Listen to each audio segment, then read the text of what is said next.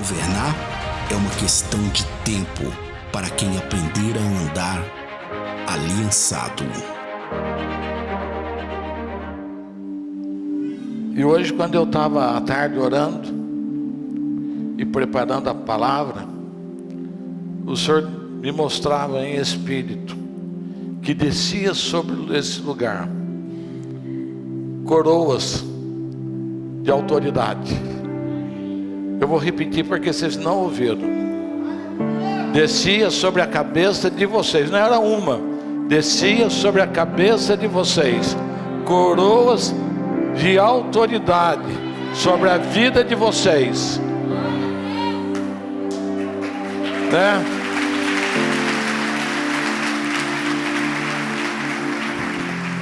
E nós, povo de Deus, nós temos uma autoridade do Senhor que nós não fazemos uso, mas Deus tem derrubado cada um dos nossos inimigos, e Ele vai continuar derrubando, Ele vai continuar fazendo a sua justiça.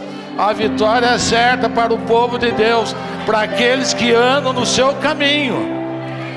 Amém? E eu vou ler um texto que não tem nada a ver com a pregação, mas eu vou ler um texto, né? Tem direito. Mateus 28, 18. Chegando-se Jesus e falou-lhes: é-me dado todo o poder no céu e na terra. Portanto, ide e fazei discípulos de todos os povos, batizando-os em nome do Pai, do Filho e do Espírito Santo, ensinando-os a guardar todas as coisas. Diga comigo: ensinando a guardar todas as coisas. Como é difícil guardar todas as coisas. Como é difícil guardar todos os princípios. Como é difícil guardar todos os valores do Senhor quando é contrário ao nosso valor. Como a gente negocia os nossos valores, aquilo que Deus nos dá, quando não é do nosso interesse. A gente abre mão, despreza, joga fora, joga coisas importantes fora. Mas Ele diz que nos ensina a guardar todas as coisas. Eu vos tenho mandado, e certamente estou convosco todos os dias. Diga: o Senhor está comigo todos os dias. Diga para o seu irmão: o Senhor está com você todos os dias, até a consumação dos séculos. Amém? Vamos orar. Pai amado, em nome de Jesus,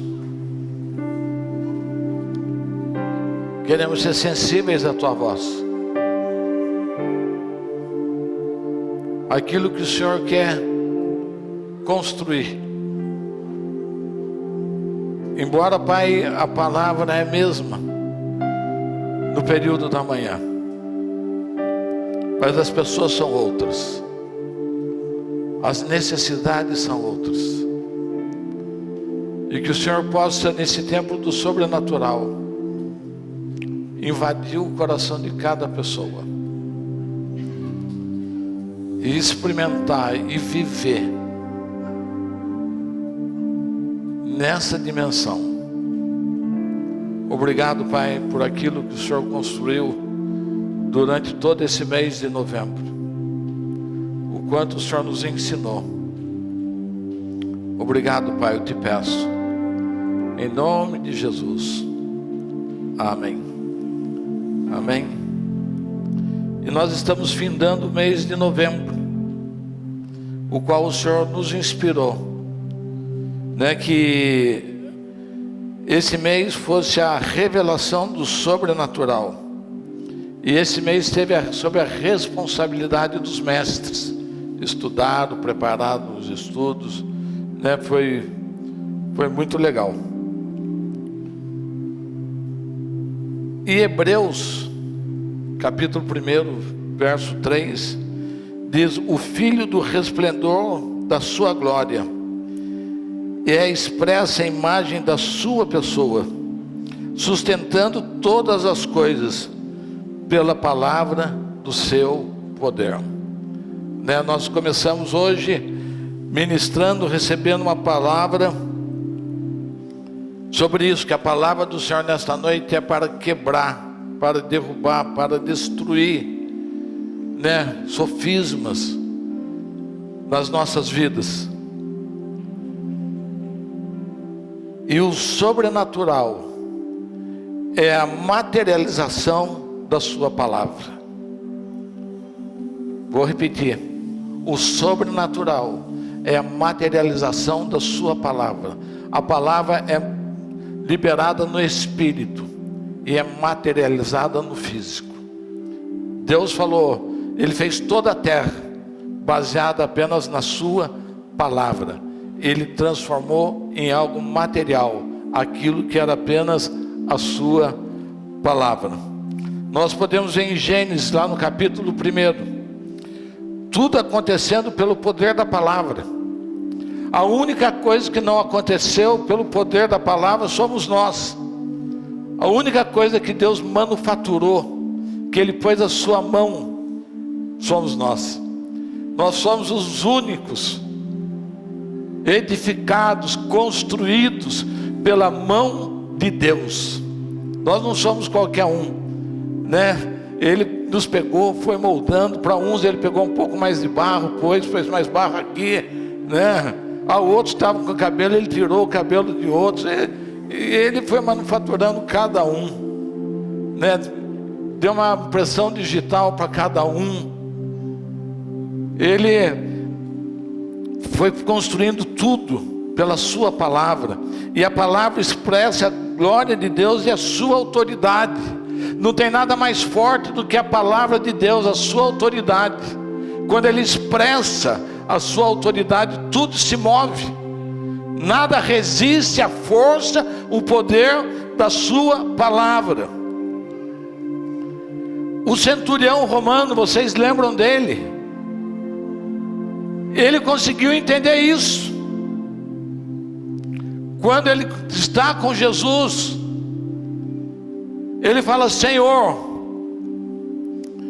eu não sou digno que entreis na minha casa, mas diz uma palavra e o meu servo será curado. Os judeus não entenderam isso. Às vezes a igreja não entende isso. Que a palavra do Senhor, que basta uma palavra dEle, e que todas as coisas são transformadas. Os religiosos não entenderam. O povo que era dito, o povo do Senhor, não entendeu, não recebeu a sua palavra, não recebeu o seu Filho. Ele não viu a palavra de Deus materializada em Cristo Jesus. Porque eles não criam, têm dificuldade. Muitas vezes nós temos dificuldade de entender aquilo que o Senhor quer produzir no nosso meio.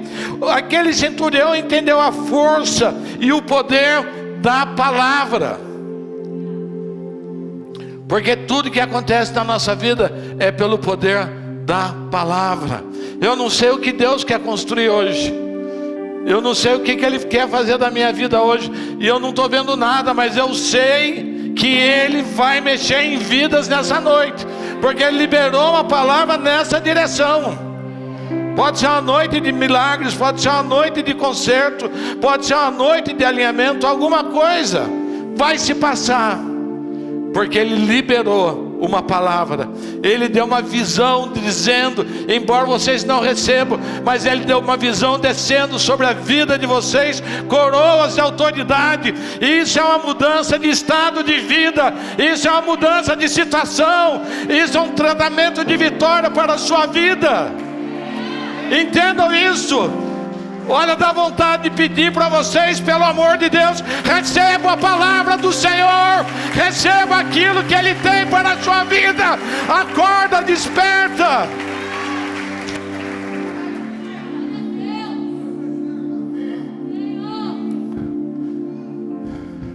Teve gente, a Fernanda viu aqui, teve aqui hoje de manhã, completamente diferente do que foi de manhã, não é, Fernanda? Deus quer falar.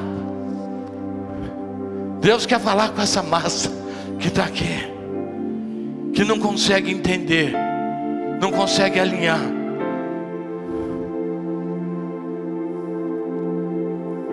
Nós vivemos na nossa vida algo espetacular todos os dias.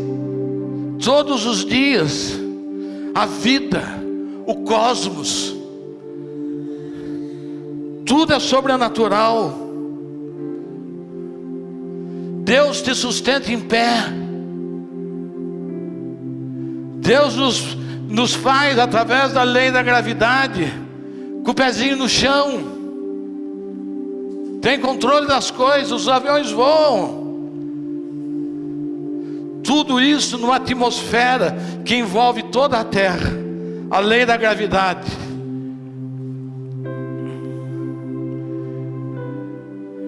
Pela força da gravidade que está na Terra, na Lua, em Marte, nos outros planetas, não tem isso. Tanto que para entrar na Terra, os foguetes, eles têm um lugar exato aonde ele pode entrar pela gravidade e poder pousar. Porque só nós temos isso. Diga comigo, nós somos únicos de Deus.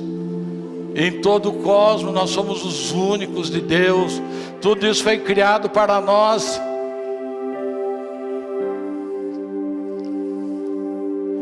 E tudo que vivemos está na terra. Todos os recursos estão na terra. Nada que você come, nada que você bebe, nada que você veste, nada tem alguma coisa que foi produzido fora da terra. Lavoisier, quando ele fez a lei dele, ele não tinha dimensão daquilo que ele estava falando, o poder, a autoridade profética do que ele estava falando, que na terra nada se perde, nada se cria, tudo se transforma. Mas tudo está na terra. A terra, teve um tempo que a terra tinha um casal, tinha só um homem, só Adão. Adão tinha para comer. Teve um tempo que a terra teve 1000 pessoas, eles tinham alimento. Teve uma época que teve 1 milhão de pessoas, havia alimento na terra. Teve um tempo agora que teve 1 bilhão de pessoas e todos comem. Hoje tem 7 bilhões e 500 milhões de habitantes e todos estão comendo, porque a terra se reproduz, se refaz. Deus cria o recurso, Deus tem dimensão, Deus tem autoridade sobre todas as coisas. Tudo se interage. Tudo se interage. E o homem foi criado para dominar sobre todas essas coisas. Nós nos interagimos, mas o domínio, Deus falou quando criou o homem, que ele ia dominar sobre as árvores, sobre os pastos, sobre toda a terra. Tremendo aquilo que Deus faz. Nós podemos preservar, nós podemos melhorar, nós podemos destruir as fontes de recursos que estão na terra. E eu quero deixar claro que todos nós, esse é o sentido dessa pregação, todos nós fomos chamados para ministrar o sobrenatural. Eu quero que isso seja revelado no seu espírito nessa noite. Levante a sua mão para que isso seja revelado no seu espírito. Você foi chamado para ministrar o sobrenatural de Deus. Esse é o papel. Ele quer revelar isso nesses dias. Nós não somos alguém que as coisas acontecem, não. Deus vem construindo, pensamento a pensamento, passo a passo, palavra por palavra, aquele que Ele quer produzir em nós. E isso vai longe, isso vai alcançar gerações, mas é passo a passo, com paciência, ajustando. E esses dias é dias de revelação em seu espírito, no seu corpo, na sua alma, a ministrar o sobrenatural. Quando você aceitou a Cristo, morreu o velho homem. O velho homem morreu e uma nova natureza foi gerada, com outros valores, com outros princípios, dentro que foi gerado em nós. João, capítulo 1, verso 12, todo mundo sabe, quando ele fala que nós fomos feitos filhos de Deus. Está aqui, olha: mas todos os que receberam, aqueles que creem no seu nome, deu-lhes o poder de serem feitos filhos de Deus. Então nós somos filhos de Deus. Diga comigo, eu sou filho de Deus. Entenda isso, você é filho de Deus.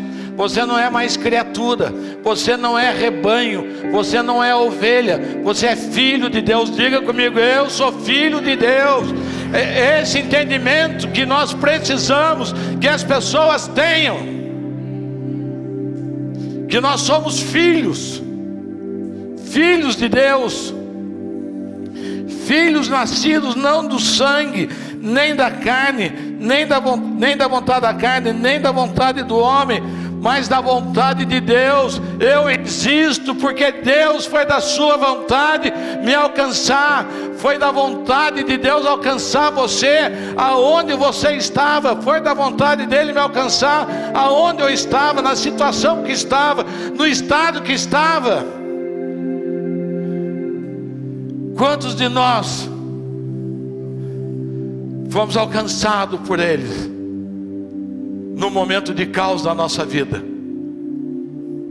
aonde não havia mais esperança, aonde ninguém nos queria, aonde o nosso desejo era morrer, onde o nosso desejo era fugir, mas ele, pela sua bondade, nos fez filhos dele. A igreja é isto.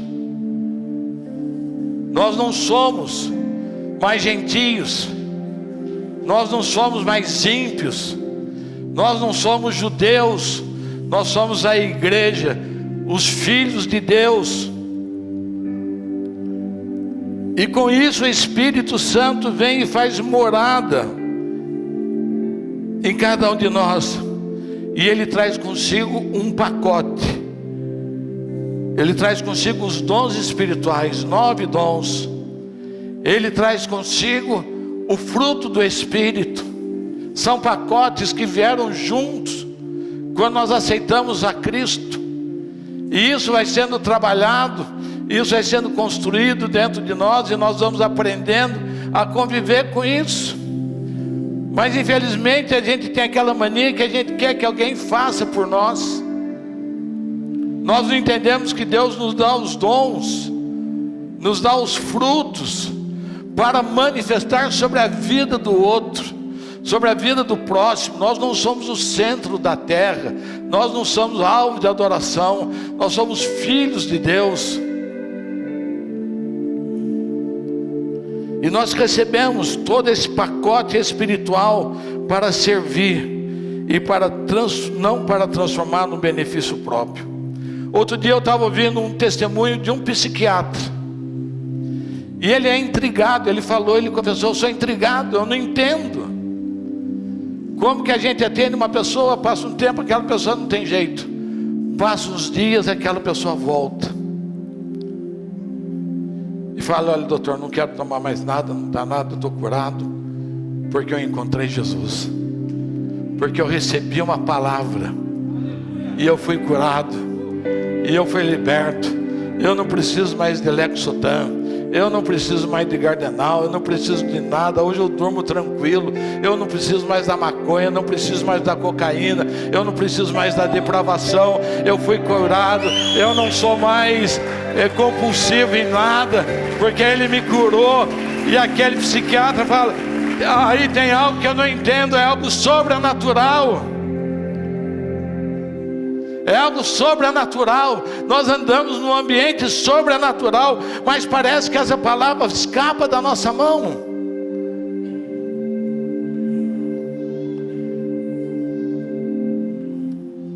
E isso alcança todos nós. E eu vou fazer uma pergunta para você: para quantas pessoas? Não precisa responder, para que todos nós não fiquemos envergonhados. Para quantas pessoas esse ano você falou: meu irmão, você quer aceitar Jesus? Para quantas pessoas você fez isso? Para quantas pessoas você falou? Quantas pessoas passaram na sua vida? Quantas pessoas angustiadas, amarguradas? Quantas pessoas sofridas? e você falar: vem que eu tenho a solução para a sua vida, é entregar a sua vida para Jesus. Para quantos? Parece que a igreja virou um hospital só para atender crentes. Só para atender crentes. Crentes de 1 ano, de 5 anos de evangelho, de 10 anos, de 30 anos. Gente que não se acerta com Deus, gente que não aceita Deus, gente que não entende que é filho, não recebe nada. E a igreja passa o tempo todo nesse turbilhão, e o mundo clamando. Tudo que o mundo passa hoje é desespero por Deus. Você pode emprestar sua voz para o Senhor, para levar as pessoas à salvação, a introduzir as pessoas nesse mundo sobrenatural, nesse mundo do poder de Deus. E Deus não faz isso, até faz onde não tem possibilidade.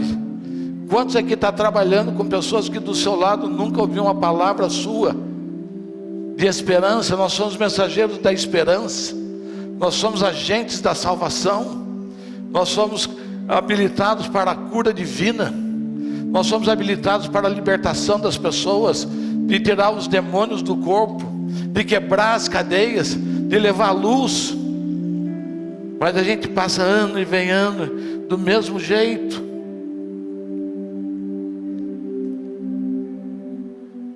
Não partilhamos com ninguém.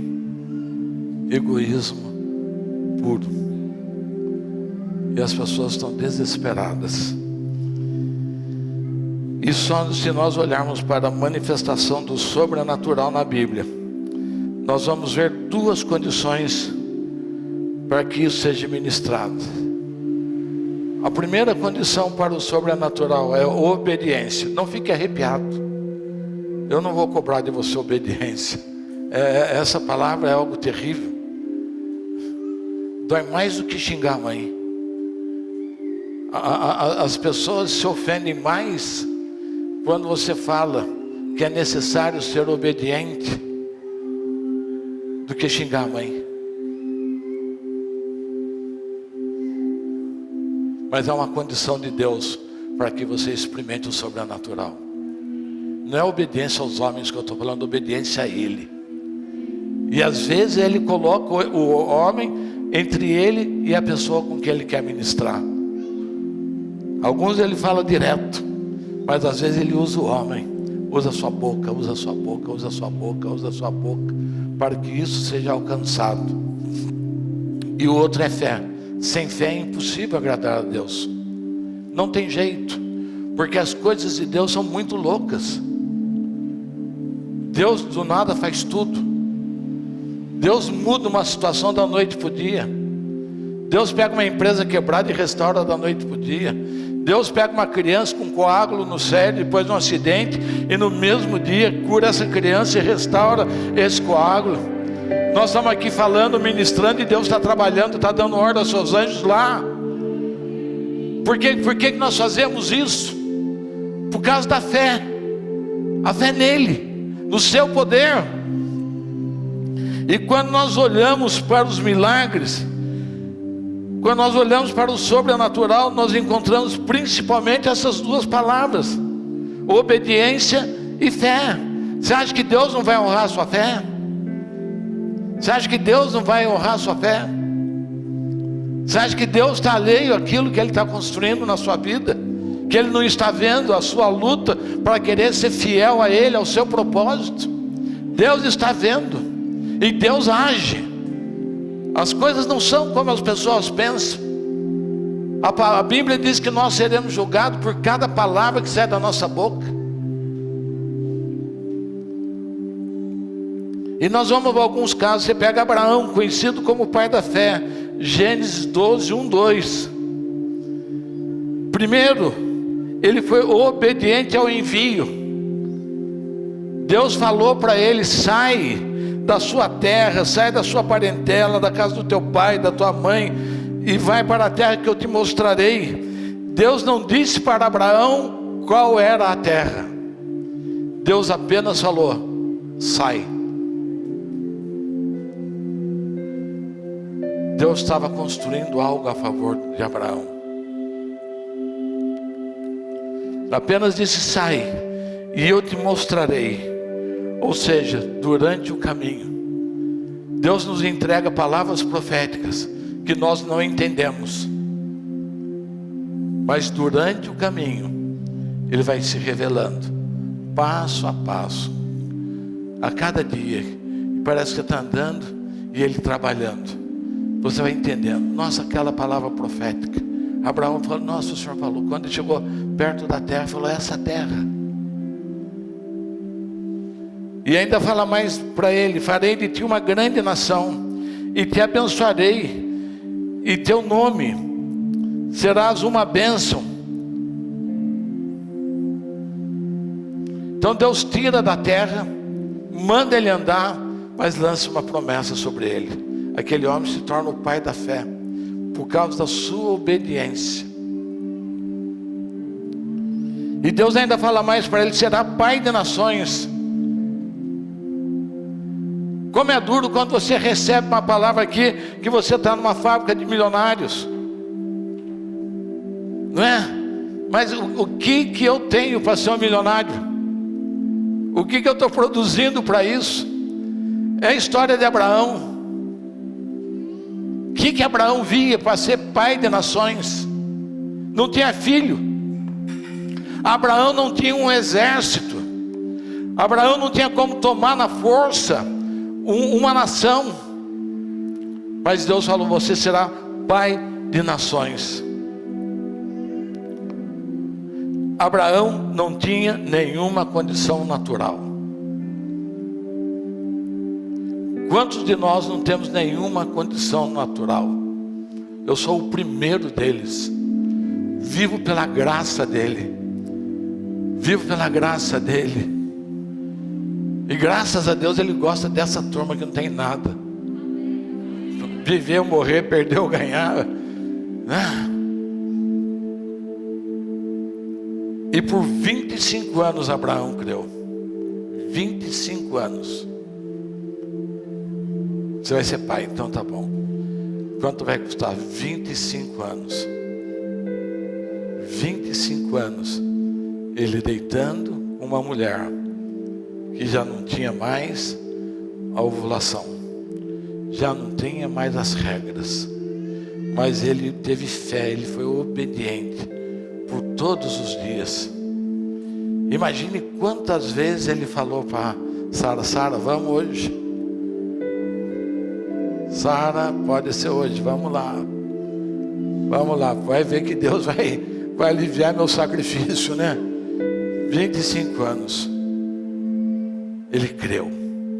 Quanto tempo você espera para uma promessa?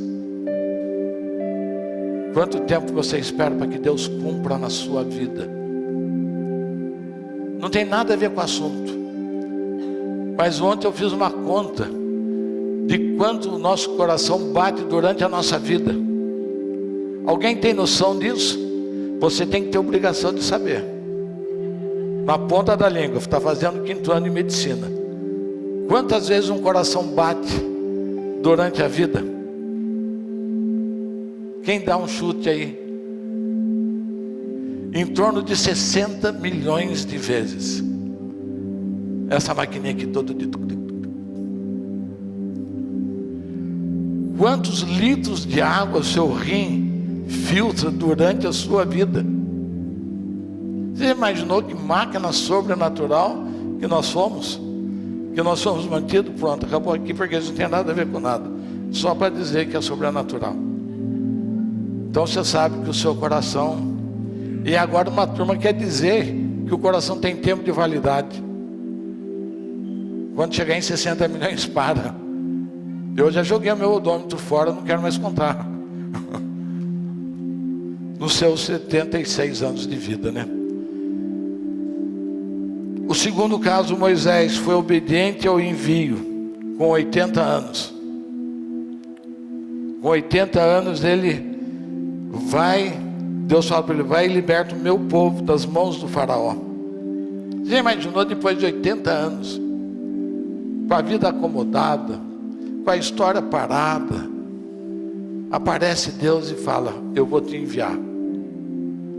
Eu vou te enviar para que você liberte o meu povo. O que Deus pode pedir para você? Qual é o seu limite? Qual é o seu limite para que Deus te envie? Até onde você é capaz de ouvir a voz de Deus e falar: eu vou? Até onde você é capaz de ir sem discutir com Deus? Falar: não, Senhor, isso não é para mim.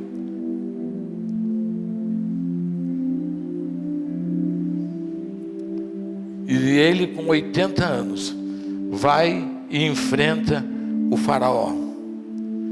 A fé dele, durante todo o processo, ele teve fé e viu o sobrenatural de Deus. Ele manifestou autoridade sobre a natureza. Ninguém manifestou tanta autoridade sobre a natureza como Abraão, quando ele lança as 10 pragas. Todas as pragas aconteceram sobre a natureza. Mudar água em sangue, gafanhotos, sarna, impígio e tantas outras coisas. Tudo sobre a voz de Moisés. Você já pensou assim, ter essa autoridade? E eu vou dizer: você sabe que você tem essa autoridade? Amém? Ninguém diz amém. Mas eu quero nessa noite que você descubra isso. Porque aonde Deus vai nos levar, isso será necessário. Que nós tenhamos entendimento do que é a autoridade da palavra, aquilo que Deus coloca na nossa vida. Por que alguns podem e outros não? Ontem eu estava ouvindo também uma senhora, o avô da Isabel, ou o pai da Isabel, de Israel. E eles moravam enfurnados numa roça onde não chegava ninguém. Chegava um pastor.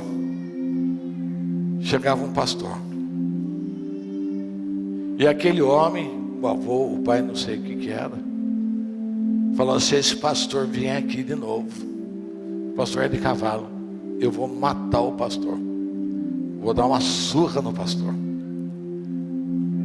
E não é que um dia o pastor vai com seu cavalinho, e quando vai chegando, aquele homem levanta a sua mão para bater naquele pastor, cai morto. Que autoridade da presença de Deus na vida de uma pessoa. O que está reservado para nós que somos desafiados a construir uma terra de adoradores, a mudar uma história, uma cidade. Depois chega diante do Mar Vermelho, e o Senhor fala para Moisés: Moisés, por que você clama a mim? Eu te dei autoridade para que você resolva. Diga para o povo que marche. Como é difícil para o povo ouvir a voz de um homem de Deus e marchar sobre uma luta. Como é difícil a gente envolver as pessoas num processo de transformação. Para Moisés, ele chegou lá na frente do mar: marchem. E daí ele pegou a sua mão, levantou a sua mão, e o mar abriu. E aquele povo passou a pé seco.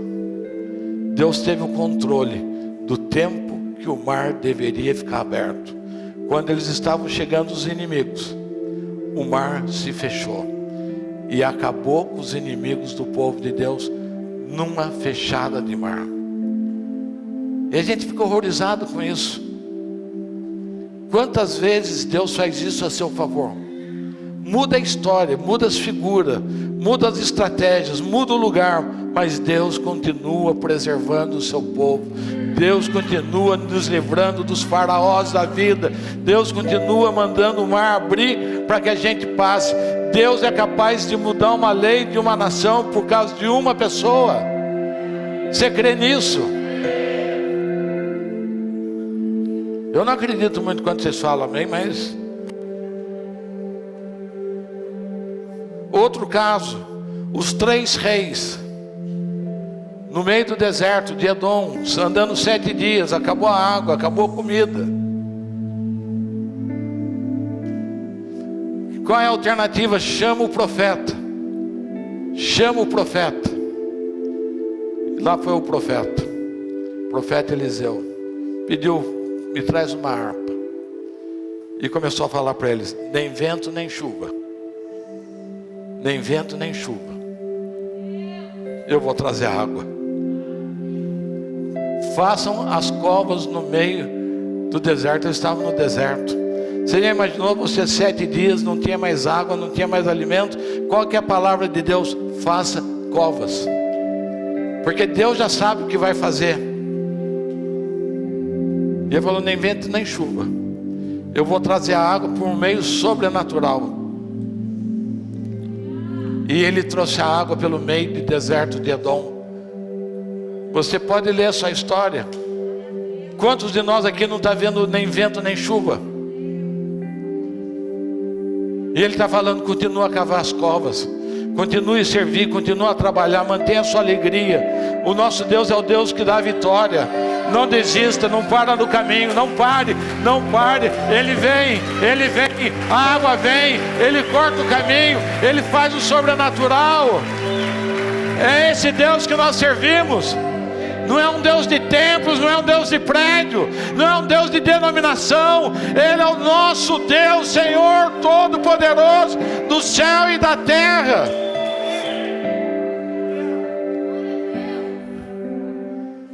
E eles não precisaram fazer nada. Cavaram os buracos e a água veio.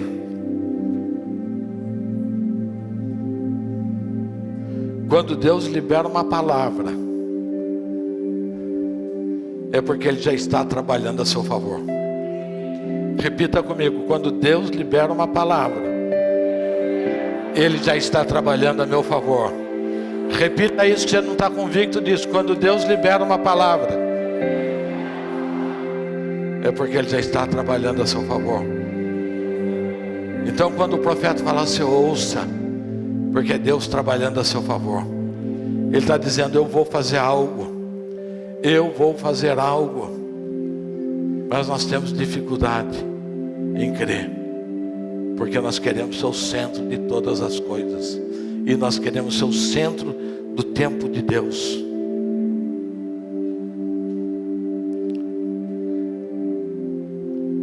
Depois Naamã, incrédulo, vaidoso, idólatra, general e leproso. Todas essas virtudes num homem só.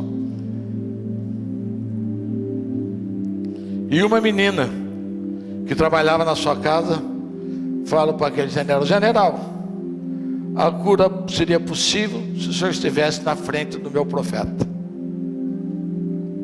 E aquele homem acreditou na palavra daquela menina. Quem é o seu profeta? Onde mora? Junta a tropa, pega ouro, pega prata, vamos lá na casa desse profeta. E chegou Naamã com todo aquele aparato, com toda aquela estrutura. E ele acho que imaginava que o profeta ia sair e render, né, honras a ele. Nossa, olha, o grande Naamã está aqui. O profeta não fez isso. Chamou Geazi: vem aqui, ó. Vai lá e fala para esse homem que está aí na porta. Mergulha 7 vezes no Rio Jordão. Ele enviou aquele general para a sua cura.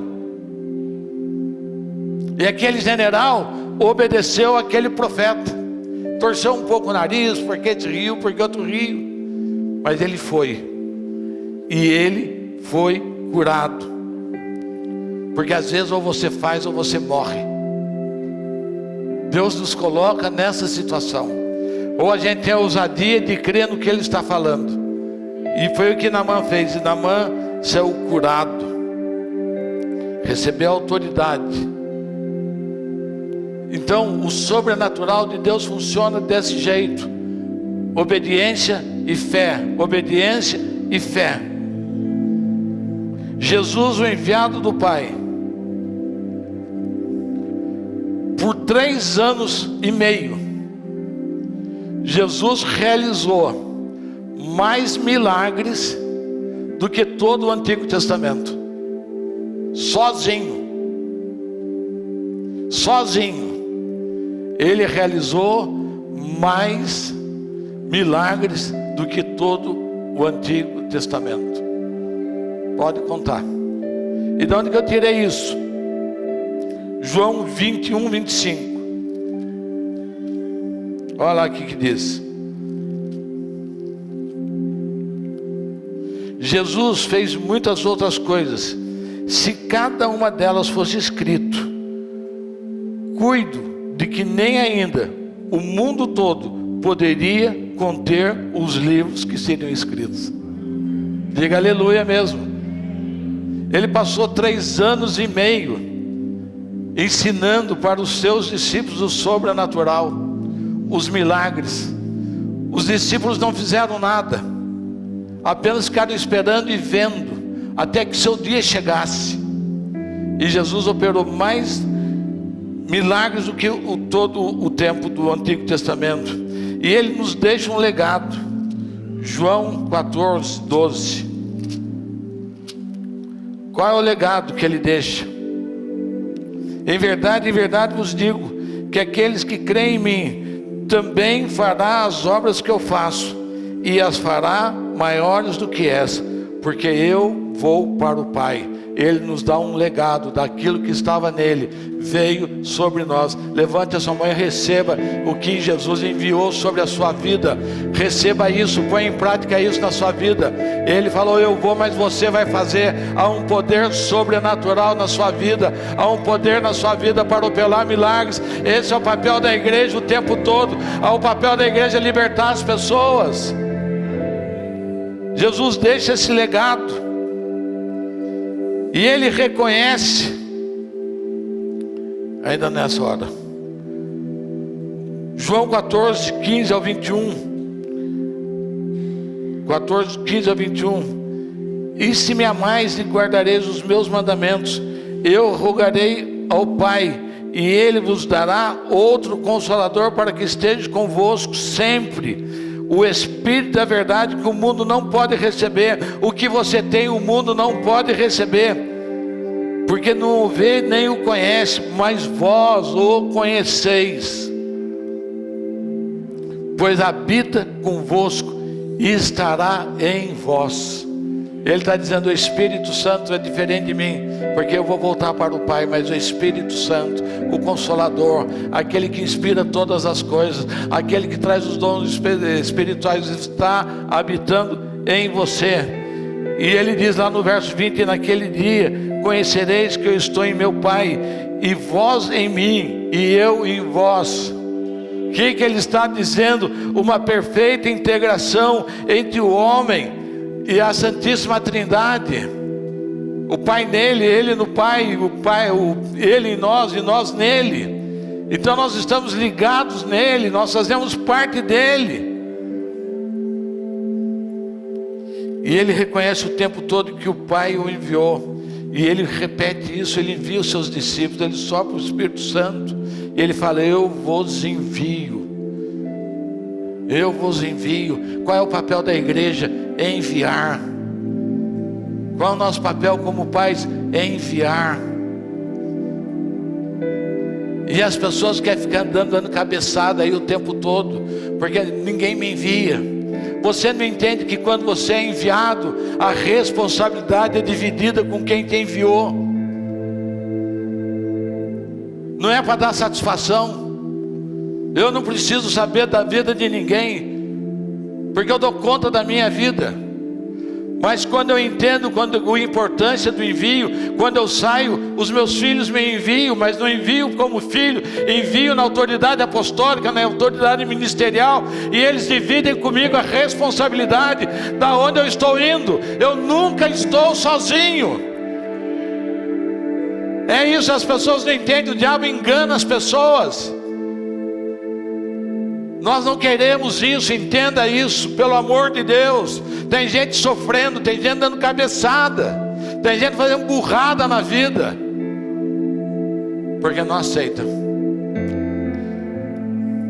E Ele reconhece.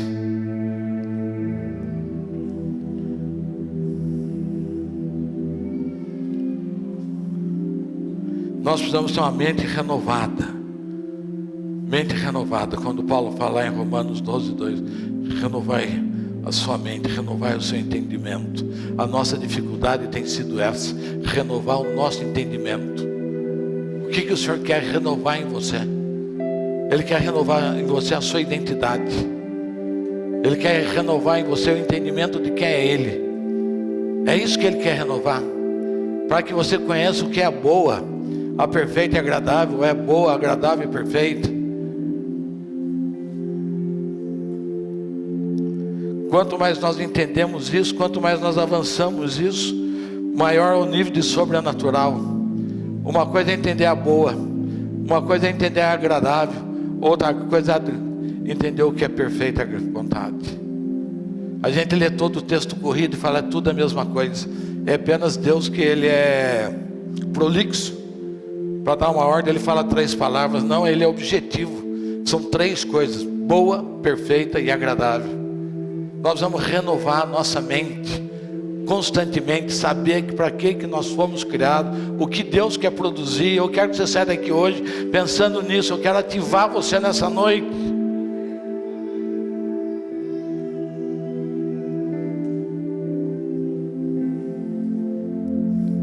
João, 2 Coríntios 2,16, Paulo fala para aquela igreja: nós temos a mente de Cristo. Quem já falou isso? Quem já repetiu esse versículo? Eu tenho a mente de Cristo. Amém, amém. Nossa. Eu tenho a mente de Cristo. O que significa você ter a mente de Cristo? Qual o peso disso na sua vida? O que isso interfere na sua vida? O que isso interfere no seu comportamento? O que isso interfere na sua fé? O que isso interfere no seu projeto de vida? Quando você entende, eu tenho a mente de Cristo. Quando você tem a mente de Cristo, você tem acesso a todas as coisas do Pai. Ah, apóstolo, o senhor está pegando pesado hoje. O senhor agora vai dizer que nós temos acesso? Não, eu não estou dizendo nada. Eu estou aqui que nem um papagaio, repetindo o que está escrito, inspirado pelo Espírito Santo. É mais fácil você falar eu não tenho nada disso, do que falar eu tenho a mente de Cristo. Isso me tira a liberdade de muitos erros. Isso me tira a liberdade dos pecados, porque estou ligado a Ele. Isso me tira a liberdade de fazer aquilo que eu quero.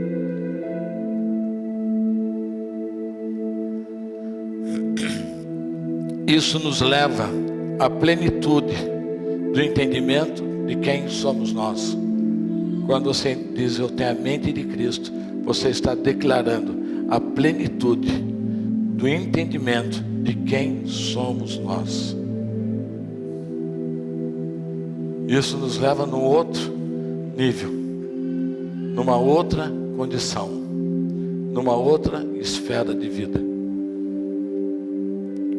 E eu estou dizendo isso para reforçar e gerar entendimento que nós estamos equipados. Nós estamos equipados por Deus, com os dons, com os princípios, com os frutos. Não tem arma mais poderosa do que essa. Nós estamos equipados por Deus, para nós somos agentes de transformação. É isso que Deus quer produzir nessa geração. Você acha que o pecado vai continuar levando de boa? O que você entende da agenda de Deus para esse tempo? Qual é o seu papel nessa agenda de Deus? O que Deus está construindo nesse tempo? O que você consegue ver da construção de Deus para esse tempo? Qual a igreja que Ele está gerando nesses dias? Ele está gerando uma igreja entendida nele. Ele está gerando uma igreja que pensa com a sua mente, que age com a sua mente, que a fé não é um negócio, que a igreja não é um negócio, que a igreja é para servir, para transformar. E para nós como casa, nós estamos cheios de palavra, que são sementes do Senhor. Cheios de palavra que são sementes do Senhor em nosso espírito, para que o sobrenatural do Senhor seja natural em nossas vidas. Diga comigo, eu estou cheio da semente. Entenda isso, que cada vez que aparece um aqui que prega, ele está lançando palavras sobre a sua vida, está lançando semente da sua vida, palavras proféticas, palavras que estão sendo geradas, produzidas. Quantas palavras nós temos? Quantas palavras Deus entregou para cada um de nós? Mas as pessoas querem discutir. As pessoas querem ficar perturbando. As pessoas querem ficar contrariando. Não são capazes de entender uma ideia, um pensamento, aquilo que Deus quer construir. Está achando que todo mundo quer fazer todo mundo de cabresto? Não, nós não trabalhamos com gado. Nós trabalhamos com filho. Nós somos família. Nós somos comissionados por Deus. Nós somos sacerdotes do Deus Altíssimo. Há uma palavra nas nossas vidas: terra de adoradores. Nem os pastores, isso aqui é que nem Jerusalém, Paulo. Nem os ministros conseguem entender o que Deus está falando. Não tiveram ousadia de se posicionar no primeiro turno. E no segundo turno juntou todo mundo. Por causa de uma ameaça, não por convicção. Isso é medo. Tudo que nós fazemos por convicção daquilo que Deus está falando.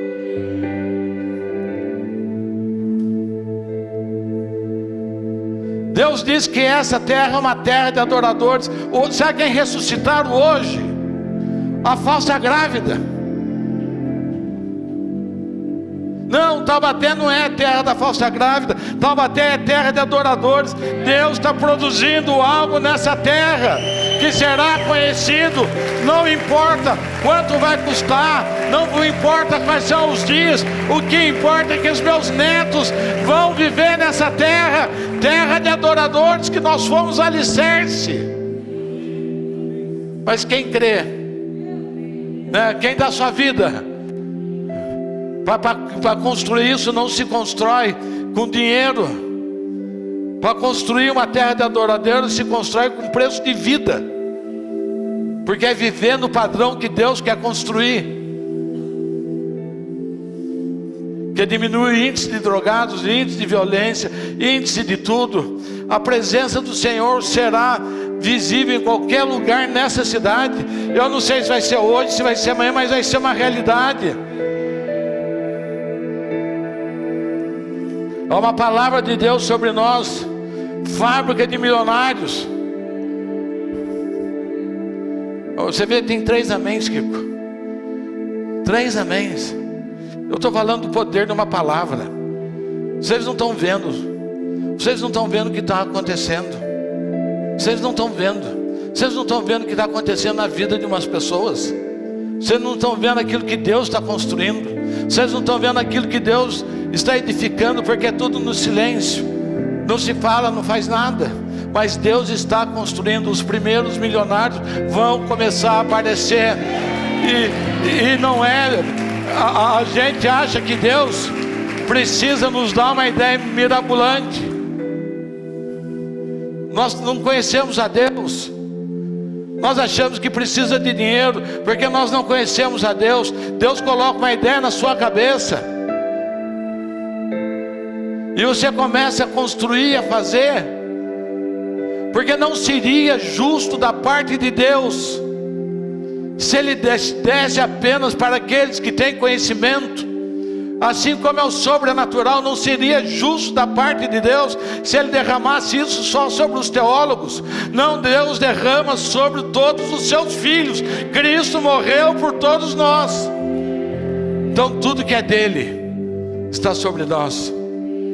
Daí eu falo, você é milionário, Deus quer construir algo na sua vida. Você fala, não é comigo, a minha condição. Deus não precisa da sua condição. Deus não precisou da condição de Noé para construir um barco. Não precisou do engenheiro, não precisou do projeto. Deus coloca na nossa cabeça. Agora você está preparado? Se você não crê, como que você vai viver isso se você não crê? Eu falei hoje, pamonha pode deixar alguém milionário? Sim ou não? Pode. Deus está deixando pipoqueiro, Deus está deixando quem trabalha com sucata milionário. Quantas pessoas nós estamos vendo que Deus, e nessa casa aqui, sobre essa casa pesa essa palavra, sobre essa casa tem essa semente, no seu espírito. Diga comigo, no meu espírito. Eu quero crer que essa semente foi lançada em terra boa. Eu não quero crer que eu esteja desperdiçando o meu tempo e a palavra de Deus que eu estou lançando sobre a sua vida. Eu quero crer que você esteja recebendo isso e falando, não, essa semente caiu no meu coração e essa semente será uma verdade na minha vida. Não precisamos de nada. Não precisamos de nada. Se Deus é com a gente, se o sobrenatural é uma questão de tempo para quem aprender a andar aliançado.